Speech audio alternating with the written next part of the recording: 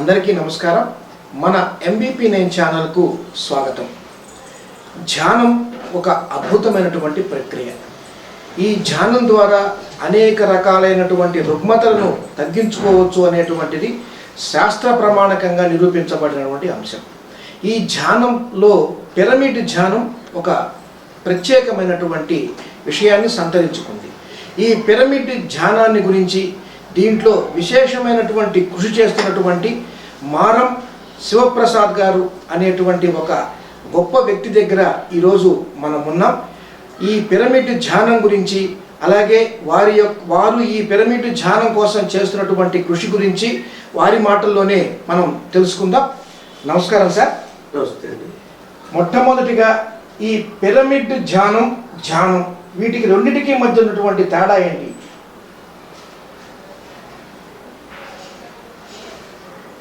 ధ్యానం అంటే మనతో మనం ఉండడం, మనలోకి మనం వెళ్ళిపోవడం, మనం ఎవరో మనం తెలుసుకోవడం.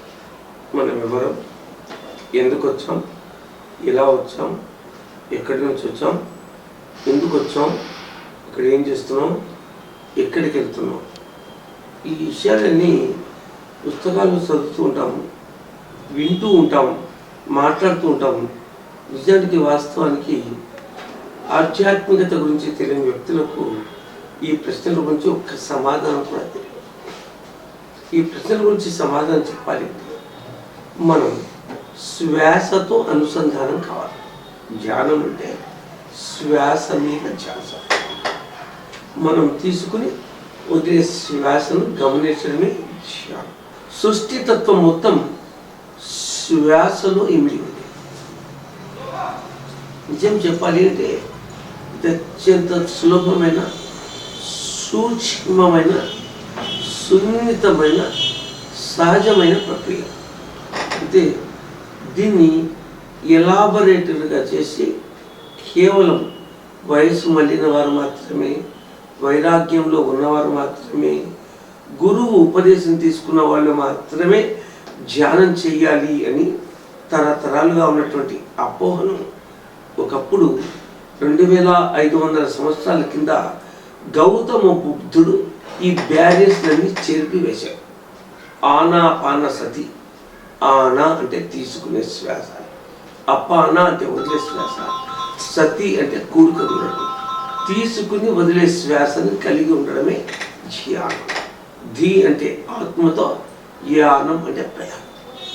ధ్యానం అంటే సూక్ష్మ శరీరాది మన ఇన్నర్ స్టేట్తో, ఆత్మకు అనుసంధానమై ఉన్నటువంటి సూక్ష్మ శరీరంతో యానం చేయడాన్ని వాస్తవానికి ధ్యానం అన్నారు పతంజలి మహర్షి.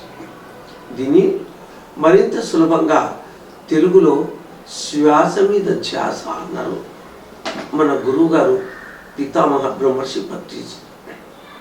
ఒక స్థిర సుఖ ఆసనంలో కూర్చుని, మీరు కింద కూర్చుంటారా, కుర్చీలో కూర్చుంటారా, సోఫాలో కూర్చుంటారా, మంచం మీద కూర్చుంటారా, ట్రైన్లో కూర్చుంటారా, బస్సులో కూర్చుంటారా, ఫ్లైట్లో కూర్చుంటారా, గుహలో కూర్చుంటారా, చెట్టు కింద కూర్చుంటారా, నది ఒడ్డున కూర్చుంటారా, సముద్రపు ఒడ్డున కూర్చుంటారా, ప్రకృతిలో కూర్చుంటారా, ఇవేవి కాదు. స్థిర సుఖ ఆసనం అంటే మనకు ఎలా సుఖంగా ఉంటే అటువంటి పోస్చర్లో చేతులు కట్టుకుని, కాళ్ళు కట్టుకుని, నోరు కట్టుకుని, కళ్ళు కట్టుకుని, మనస్సును కట్టివేయడమే ధ్యానం. ముఖ్యంగా ఈ పిరమిడ్ ధ్యానం అంటే ఒక ట్రయాంగిల్ షేప్లో పిరమిడ్ అనేది తయారు చేసుకుని దాని కింద కూర్చొని ధ్యానం చేయండి అనేటువంటిది పిరమిడ్ ధ్యానం యొక్క స్లోగన్ కదా. దానికి వెనకాల ఉన్నటువంటి రీజన్ ఏంటి, కారణం? యాక్చువల్గా పిరమిడ్ ధ్యానం అనేది ప్రత్యేకంగా ఏమీ లేదు. ధ్యానాన్ని అంటే ఆనాపాన సతి, శ్వాస మీద ధ్యాసని ఒక పిరమిడ్ కింద కూర్చొని చేయడం వల్ల ఒక మైక్లో మాట్లాడినప్పుడు మామూలు కంటే కూడా 4 రెట్లు, 5 రెట్లు, 10 రెట్లు మందికి వినిపించినట్లుగా ఈ పిరమిడ్ యొక్క తోడ్పాటుతో ఆ శక్తి క్షేత్రాన్ని బాధ్యతగా తీసుకుని ధ్యానం చేయడం వల్ల మామూలు కంటే కూడా 4 రెట్లు అధిక విశ్వశక్తి లభిస్తుంది. ఏంటి ఈ పిరమిడ్ యొక్క గొప్పతనం? Every angle has got its own capacity to receive the cosmic energy. ఒక చర్చి టవర్ అయినా, ఒక మసీద్ బుర్జ్ అయినా, ఒక గర్భగుడి టెంపుల్ అయినా వాటి యాంగిల్స్ షార్ప్గా ఉంటాయి, ఎడ్జెస్. అందుకే ఇంటికన్నా గుడి పదిలం అని చెప్పుకోవడం సహజం. ఇంట్లో చేసే ధ్యానం కంటే కూడా గుళ్ళో చేసే ధ్యానానికి శక్తి ఎక్కువ ఉంటుంది. కారణం ఏంటి? అక్కడ ఆ యాంగిల్ షేప్లో ఉన్నటువంటి టవర్స్ కింద కాస్మిక్ ఎనర్జీని, విశ్వశక్తిని వెంటనే అతి ఎక్కువగా తీసుకునే కెపాసిటీ ఉంటుంది. వెరాజ్ వాట్ అబౌట్ పిరమిడ్? ఈ పిరమిడ్ 4 చదరంగా ఉండి 52 డిగ్రీల వాలుతో నిర్మించబడినటువంటి ఒక సైంటిఫిక్ ఒక మోన్యుమెంట్. నిజానికి మనకు పిరమిడ్లు ఎక్కడ ఉన్నాయి? ఈజిప్ట్లోని కైరోలో పిరమిడ్ కాంప్లెక్స్ ఉంది, బోస్నియాలో పిరమిడ్స్ ఉన్నాయి, మెక్సికోలో పిరమిడ్స్ ఉన్నాయి. ఈ 2002 సంవత్సరం నుంచి పత్రిజీ ప్రతి సంవత్సరం 100 మంది తక్కువ లేకుండా ఈజిప్ట్లోని కైరోలోని గిజా పిరమిడ్ కాంప్లెక్స్కి తీసుకెళ్ళి అందులోని కింగ్ చాంబర్లను, క్వీన్ చాంబర్లను అందరితోనూ ధ్యానం చేయించి అక్కడి ఆ కింగ్ చాంబర్ను, క్వీన్ చాంబర్ను, ఆ పిరమిడ్ కాంప్లెక్స్ అంతా కూడా ఎనర్జైజ్ చేసి ఆ ఎనర్జైజ్ చేసినటువంటి ఆ ఎనర్జీ భూమి అంతా పంచబడాలి అనే సంకల్పంతో చేశారు. ఈ పిరమిడ్లో విశ్వశక్తిని అత్యంత అధికంగా ఆహ్వానం చేసుకునేటువంటి యాంగిల్తో నిర్మించబడ్డాయి. ఇదంతా ఒక సైంటిఫిక్ కన్స్ట్రక్షన్. దాన్ని పత్రిజీ చక్కగా అవగాహన చేసుకుని వాటిని ధ్యాన పిరమిడ్లుగా మార్చి భారతదేశంలోనూ ప్రపంచంలోనూ కూడా ఆ పిరమిడ్ నిర్మాణం చేశారు. వీటిలో అతిపెద్ద పిరమిడ్లు కర్తాల్ కైలాసపూర్లోని 180 పిరమిడ్, బెంగళూరు కనకపుర రోడ్లోని 160 పిరమిడ్ పేరెన్నిక గన్నవి. పిరమిడ్లో ధ్యానం చేయడం వల్ల పరమాద్భుతంగా ఎనర్జీ వస్తుంది కనుక దీనిని వాడుకలో పిరమిడ్ ధ్యానం అని పిలవడం మొదలుపెట్టారు ప్రజలు. మాకున్నటువంటి సమాచారం ప్రకారం హైదరాబాదులో అత్యంత అద్భుతంగా, అతి సుందరంగా, చాలా పెద్దదైనటువంటి పిరమిడ్ ధ్యాన కేంద్రాన్ని మీరు నిర్మించడంలో ప్రముఖ పాత్ర పోషించారు. దాని గురించి కొంచెం వివరిస్తారా? హైదరాబాద్ 70 కిలోమీటర్ల దూరంలో శ్రీశైలం రోడ్లో కర్తాల్ అనేటువంటి ఒక మండల పట్టణం ఉంది. అందుకు 5 కిలోమీటర్ల దూరంలో కైలాసపురి అని నామం పెట్టారు మా గురువు గారు. అక్కడ ఒక 89 ఎకరాల సుశాల విస్తీర్ణమైనటువంటి ప్లేస్లో 180 పిరమిడ్ని నిర్మాణం చేసి దానికి మహేశ్వర మహా పిరమిడ్ అని నామకరణం జరిగింది. 2011 నవంబర్ 11 ఉదయం 11 గంటల 11 నిమిషాల 11 సెకండ్లకు ప్రారంభమైనటువంటి ఆ పిరమిడ్ అప్పటికున్న వనరులతో అది కొంత మాత్రమే డెవలప్ చేయబడింది. గత 3 సంవత్సరాల నుంచి గురువు గారు ఈ కార్యక్రమాన్ని నాకు అప్పగించిన తర్వాత ఆ పిరమిడ్ని బాగా సుందరంగా మరి పునర్నిర్మించాం.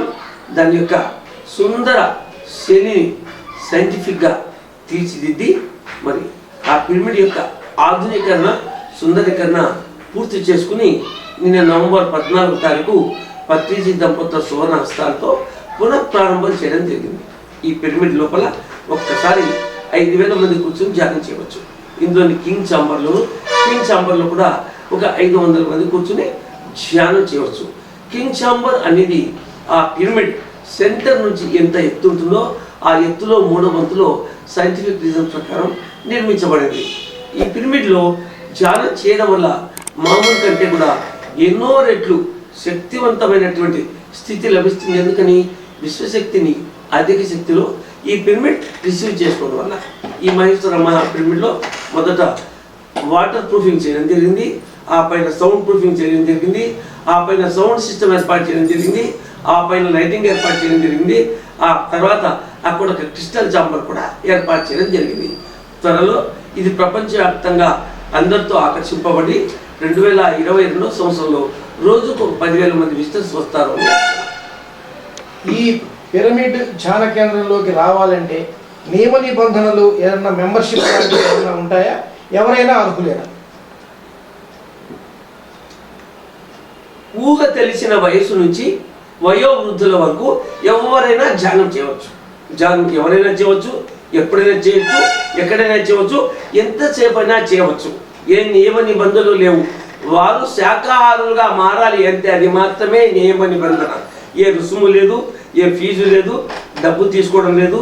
మా దగ్గరికి వచ్చిన వాళ్ళకి ఉదయం బ్రేక్ఫాస్ట్, మధ్యాహ్నం భోజనం, రాత్రి భోజనం ఇస్తాం.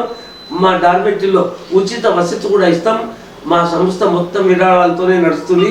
మరి మహానుభావులందరూ ఇచ్చిన భిక్షాపాత్రలోని కాసులతోనే మేము ఈ కార్యక్రమాలను ఏర్పాటు చేస్తున్నాం.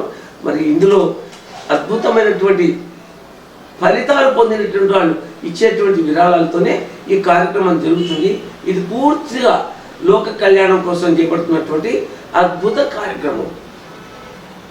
ఒక వ్యాసంలో చదివాం, మీరు గత జన్మలో షిరిడీ సాయిబాబా గారికి సేవ చేసినటువంటి అబ్దుల్లాగా చదివినట్టు మాకు ఒక వ్యాసంలో చదివాము. దాని గురించి మీకున్నటువంటి సమాచారం, మీకున్న అభిప్రాయం. స్వామి, పిరమిడ్ స్పిరిచువల్ సొసైటీలో ఉన్నటువంటి 1,42,000 మంది 44,000 మంది మాస్టర్లు అందరూ కూడా గత జన్మలో ఉన్నతోన్నతమైనటువంటి యోగ స్థానాన్ని పొంది ఉన్న వాళ్ళే. అయితే గత జన్మలో మనం ఏమి అనేది ఎప్పుడూ కన్సిడరేషన్ కాదు. ఇప్పుడు మనం ఏదైనా మాత్రమే కన్సిడరేషన్. సిద్ధి బాబా దగ్గర నేను అబ్దుల్ బాబాను అని నా గత జన్మను నేను తెలుసుకున్న మాట వాస్తవమే. కానీ అదంతా గొప్ప విషయం కాదు. ఈ జన్మలో నా జీవితాన్ని చరితార్థం చేసుకుని పూర్తిగా లోక కళ్యాణం కోసం వినియోగించడమే నేను అత్యంత అద్భుతంగా ఇష్టపడే విషయం. కర్నూలులో ఒక వ్యాపార సామ్రాజ్యాన్ని నడుపుతూ చక్కగా హాయిగా వ్యాపార సామ్రాజ్యంతో పాటుగా మీ యొక్క కుటుంబ జీవనాన్ని గడుపుతున్న మీరు ఈ ధ్యాన కేంద్రంలోకి పత్రిజీ గారి శిష్యుడిగా రావడానికి జరిగినటువంటి బలమైన కారణం ఏదైనా ఉందా? మీరు నా జీవితాన్ని పూర్తిగా చదివేస్తున్నారు. మరి కర్నూలు జిల్లా ఆత్మకూరు, కర్నూలు నుంచి శ్రీశైలం వెళ్ళే దారిలో ఉంది. అక్కడ నాకు ఒక పెద్ద పెట్రోల్ పంప్ ఉండేది. మా తండ్రి గారు కీర్తి శిష్యులు మారం రామచంద్ర శెట్టి, కీర్తి శిష్యులు మారం మీనాక్షమ్మ, దానం ధర్మం పూజ పురస్కారం చేసిన కుటుంబం. చిన్నప్పటి నుంచి నేను ఆమెతో భక్తిపరుణ్ణి. మరి 8 సార్లు అయ్యప్ప మాల వేసుకున్నాను. 17 సార్లు శబరిమల వచ్చాను. మా పెట్రోల్ పంప్ పక్కన అయ్యప్ప స్వామి దేవాలయాన్ని 1993 నుంచి 98 వరకు నిర్మించడం జరిగింది. ఈ మారం శివప్రసాద్ యొక్క సారథ్యంలో ఆ 5 సంవత్సరాల కార్యక్రమంలో శబరిమలకి వెళ్ళి వచ్చి మా వాస్తు కన్సల్టెంట్ ఇంజనీర్ రాజారెడ్డి గారిని తీసుకుని వెళ్ళి వచ్చి అదే మోడల్లో అదే డిజైన్తో మా ఆలయాన్ని కూడా కట్టించడం జరిగింది.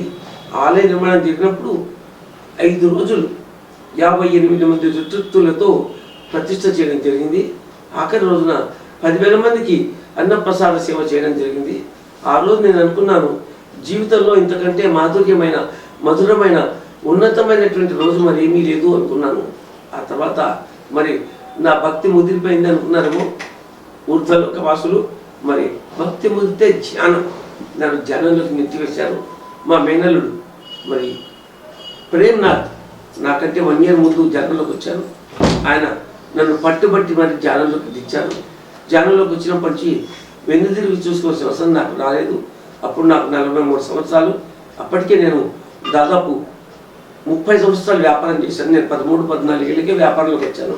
మా నాన్నగారు దేహత్యాగం చేయడం వల్ల 30 సంవత్సరాలు చేసిన వ్యాపారం నాకు చాలు అనిపించింది. డబ్బు బాగానే సంపాదించుకున్నాను. కనుక నాకు పిల్లలు లేకుంటే 3 పిల్లలు కలిగారు. జీవితంలో ఇంకా పొందవలసినవి ఏమీ లేదు, కేవలం లోక కళ్యాణం మాత్రమే చేయాలి అనేటువంటి ఆలోచన నాకు ధ్యానంలోకి వచ్చిన తర్వాత వచ్చింది. ఆ పైన ఏదో వ్యాపారాలు చేసినా కూడా అవి ఊరికే ఒక చూపుడాయకంగా చేయడం జరిగింది. పూర్తిగా ఈ ఆధ్యాత్మిక సేవలో లోక కళ్యాణం చేస్తూ ధ్యానాన్ని, శాకాహారాన్ని, అహింసను, పిరమిడ్ శక్తిని, ఆధ్యాత్మిక పరిపాలనను ఈ ప్రపంచానికి చేరువ చేయాలి అనేటువంటి సంకల్పంతో మా గురువు గారింట నేను నా కుటుంబం కూడా పయనిస్తున్నాను. ఈ పిరమిడ్ ధ్యాన కేంద్రాలు ఎక్కువగా నిర్మాణం చేసిన దాంట్లో మీ భాగస్వామ్యం, మీ పాత్ర చాలా ఎక్కువగా ఉంది కదా. ఎవరైనా అటువంటి ఇంట్రెస్ట్ కలిగినటువంటి వ్యక్తులు ఈ ధ్యాన కేంద్రాలను నిర్మాణం చెయ్యాలి అంటే వారికి మీరు ఇచ్చేటువంటి సలహా ఏంటి, చేసే సహాయం ఏంటి? ఇక్కడ ఎవరు ఎక్కువ కాదు, ఎవరు తక్కువ కాదు. వేదవ్యాసుడు మహాభారతంలో చోట ఏం చెప్తాడంటే 10 లక్షల గోవులు ఉన్నటువంటి చక్రవర్తి 1,00,000 గోవులు దానం చేసిన, 1,00,000 గోవులు ఉన్నటువంటి ఒక రాజు 10,000 గోవులు దానం చేసిన, 10,000 గోవులు ఉన్న సామంత రాజు 1000 గోవులు దానం చేసిన, 1000 గోవులు ఉన్న జమీందారు 100 గోవులు దానం చేసిన, 100 గోవులు ఉన్నటువంటి ఒక సంపన్నుడు 10 గోవులు దానం చేసిన, 10 గోవులు ఉన్న గృహస్థు 1 గోవు దానం చేసిన, ఫలితం ఒకటే 10%. ఈ భూమికి ప్రణాళికను ఎంచుకొని వచ్చినప్పుడు కొందరు పెద్ద పనులు చేయాలని, కొందరు చిన్న పనులు చేయాలని వస్తారు, కొందరు పిరమిడ్ నిర్మాణాలు చేస్తారు, కొందరు ప్రవచనాలు చెబుతారు, కొందరు పుస్తకాలు రాస్తారు, కొందరు బ్యానర్లు కడతారు, కొందరు ప్రోగ్రాంలు ఏర్పాటు చేస్తారు, కొందరు బ్రోచర్లు పంచుతారు, కొందరు ఆ బ్రోచర్లను ప్రింట్ చేస్తారు, మరి కొంతమంది ఇవన్నీ కూడా చేస్తారు. నా భాగ్యం కొద్దీ మా గురువు గారి కృప వల్ల నేను ఈ పనులన్నిటినీ కూడా చేయగలిగినటువంటి అవకాశం నాకు ఆ ప్రకృతి సృష్టికర్త ప్రసాదించారు కనుక నేను చేయగలిగాను. ఇది నా జీవితంలో నాకు కలిగినటువంటి వరం అని నేను భావిస్తాను. మీరు ఇలా పిరమిడ్ నిర్మాణాలు చేయాలి అనుకునే వారికి మీ యొక్క సందేశం ఏమి అని మీరు అన్నప్పుడు, ఎవరైనా మొదట ధ్యానం చేయాలి, ఒక పిరమిడ్ క్యాప్ కానీ, ఒక హ్యాంగింగ్ పిరమిడ్ కానీ, లేదా ఒక 10x10 కానీ పెద్ద పిరమిడ్ కానీ అందులో కూర్చొని ధ్యానం చేసి ఆ ధ్యానం వల్ల కలిగినటువంటి ఉస్కా ఫాయిదా ఉఠానా హై, దాని యొక్క లాభాన్ని మీరు క్యాష్ చేసుకున్నప్పుడు, ఎంజాయ్ చేసినప్పుడు, దానివల్ల మీరు బెనిఫిట్ పొందుతారు అన్నప్పుడు ఆ తర్వాత మీరు నిర్మాణాలు చేయడం ప్రారంభించండి, ప్రచారం చేయడం ప్రారంభించండి. మొదట మీకు మీరు సాటిస్ఫై కాండి. మీరు సాటిస్ఫై అయి మీ ఆత్మానందాన్ని పొందిన తర్వాత మీరు ఏ పని అయితే చేయగలరో, ఏ పని ఎక్కువ కాదు, ఏ పని తక్కువ కాదు. గోచర్లు పంచడం ఎంత గొప్పదో, పెద్ద పిరమిడ్లు కట్టడం కూడా నా దృష్టిలో అంతే గొప్పది. శ్రీకృష్ణుడు ఉన్నట్లుగా అర్జునుడు, అర్జునుడు ఉన్నట్టుగా సహదేవుడు ఉన్నాడు, సహదేవుడు ఉన్నట్లుగా సైనికుడు ఉన్నాడు, సైనికుడు ఉన్నట్టుగా ఒక మామూలు మనిషి ఉన్నాడు. కానీ ఎవరెవరి గొప్పతనం, ఎవరి ఇంపార్టెన్స్, ఎవరి ఇంపాక్ట్ వారికి ఉంటుంది. వారు వారికి తగిన పని చేయాలని చెప్పడం కరెక్ట్, కానీ పరిగెత్తాల్సిన అవసరం లేదు. ఎండమావులు ఎంత పరిగెత్తి ఏ విధమైనటువంటి చేతులు కావాల్సుకోవాల్సిన అవసరం అంతకంటే లేదు. ఈ పిరమిడ్ ధ్యాన కేంద్ర నిర్మాణంలో మీ సహాయ సహకారాలు అంటే ఆర్థిక పరంగా కానీ, మీ యొక్క సలహాల పరంగా కానీ ఎవరన్నా భక్తులకు అందించేటువంటి అవకాశం ఉందా? ఇక్కడ ధ్యానులు, యోగులు, యోగీశ్వరులు అంటారు కేటగిరీ. ధ్యానులు అంటే వారిని సాధకులు అంటారు, యోగులు అంటే వారిని తెలుసుకుంటూ తెలియజెప్పేవారు ఉంటారు, యోగీశ్వరులు అంటే శ్రీకృష్ణుడు, బుద్ధుడు, ఓషో, వీరబ్రహ్మణ్య స్వామి, వేమన, రాఘవేంద్ర స్వామి, మరి ఇలాంటి మహానుభావులందరినీ యోగీశ్వరులు అంటారు. కనుక ప్రతి ఒక్కరికి చెప్పగలిగి వినగలిగేటువంటి సామర్థ్యం ఉంటుంది. అందుకే మా గురువారు ఏం చేస్తారంటే, పెద్దవాళ్ళు చిన్నవాళ్ళ నుంచి నేర్చుకోవాలి, వృద్ధులు పిల్లవాళ్ళ నుంచి నేర్చుకోవాలి, మగవాళ్ళు స్త్రీల నుంచి నేర్చుకోవాలి, పట్టణాల వాళ్ళు పల్లెటూరు వాళ్ళ నుంచి నేర్చుకోవాలి, చదువుకున్న వాళ్ళు చదువు రాని వాళ్ళ నుంచి నేర్చుకోవాలి, వ్యాపారస్తులు రైతుల నుంచి నేర్చుకోవాలి, రైతులు ఆటవికుల నుంచి నేర్చుకోవాలి, ఆటవికులు అడవి నుంచి నేర్చుకోవాలని చెప్తారు ప్రతిదీ. కనుక ఇక్కడ ఏది ఎక్కువ లేదు, ఏది తక్కువ లేదు, ప్రతి ఒక్కరూ అందరి నుంచి నేర్చుకోవడమే నిజమైన ఆధ్యాత్మికత. చివరిగా మీ భవిష్యత్తు ప్రణాళిక ఎలా ఉండబోతుంది? నాకు నిజం చెప్పాలంటే ప్రత్యేకమైన ప్రణాళికలు ఏమీ లేవండి. మొన్న ఒక 7 రోజుల పాటు తిరుమలలో సంగీత నాద ధ్యానం చేశారు పత్రిజీ ఆస్థాన మంటపంలో. వారు అలా చేసినప్పుడు ఆ మధ్యలో 7 రోజుల్లో ఒక రోజు నాకు ఫోన్ చేసి మాట్లాడారు. నాకు ఈ తిరుమల తిరుపతిలో ఒక పిరమిడ్ కట్టాలని ఉందయ్యా అన్నారు. మరి ప్రభుత్వం గారు కానీ, దేవస్థానం వారు కానీ ఫ్యూచర్లో పిరమిడ్ కట్టడానికి, పిరమిడ్ స్పిరిచువల్ సొసైటీస్ మూవ్మెంట్కి అవకాశం ఇస్తే ఒక పెద్ద పిరమిడ్ని తిరుపతి తిరుమలలో నిర్మించేటువంటి అవకాశం నాకు వస్తే బాగుండునని, ఆ అవకాశాన్ని మా గురుగారు నాకు ఇస్తే బాగుంటుందని నాకు ఖచ్చితంగా ఒక సంకల్పం ఉంది. ధన్యవాదాలు సార్. మీతో మాట్లాడుతుంటే ఒక వాకింగ్ ఎన్సైక్లోపీడియాతో మాట్లాడుతున్నట్టుగా అనేక విషయాల గురించి, చరిత్రలో ఉన్నటువంటి అన్ని సబ్జెక్టుల గురించి కూడా మీకు విపరీతమైనటువంటి అవగాహన ఉందని అనుకుంటే విషయం స్పష్టమవుతుంది. మరొకసారి తమరితో తప్పనిసరిగా ముఖాముఖిగా మాట్లాడి మరిన్ని విషయాలు తెలుసుకునేటువంటి ప్రయత్నం చేస్తాం. ఒక్క విషయం చెప్పాలి, పిరమిడ్ స్పిరిచువల్ సొసైటీస్ మూవ్మెంట్ ఆవిర్భవించింది జంతు లోకాన్ని కాపాడడం కోసం. మానవులు హింస చూడో హంస పకడు, హింసను వదలాలి, హంసను పట్టుకోవాలి. అహింస పరమో ధర్మ, హింస అధమో కర్మ. అహింస పరమ ధర్మము, హింస అధమ కర్మం. కనుక మనిషి పుట్టిన ప్రతి ఒక్కరూ కూడా జీవకోటిని కాపాడాలి. సృష్టి పుట్టినప్పటి నుంచి రాక్షసులు దేవతలు అనేటువంటి ఒక తారతమ్యం ఉంది. శాకాహారం తీసుకుంటూ అపరాలు, ధాన్యాలు, కందమూలాలు, కూరలు, పళ్ళు, పాలు వీటిని తీసుకుంటూ సాత్విక భావంలో జీవించే వాళ్ళని దేవతలు అన్నారు. మాంసాహారం తీసుకుంటూ తమో రజగుణాలతో ఉన్న వాళ్ళని రాక్షసులు అన్నారు. రాక్షసుల్ని పని చేసేవాళ్ళు గాను, దేవతలు పని చేయించే వాళ్ళు గాను మనం విభజించవచ్చు. కనుక మేధావి వర్గం అంతా కూడా శాకాహారులుగా ఉండి ఇంటెలెక్ట్స్ అంటే మేధావులుగా ఉన్నారు, మరింత మేధావులు అవుతున్నారు. ఈ శ్రామిక వర్గం అంతా కూడా మాంసాహారం తిని మరింత కండబలాన్ని పెంచుకుంటున్నారు.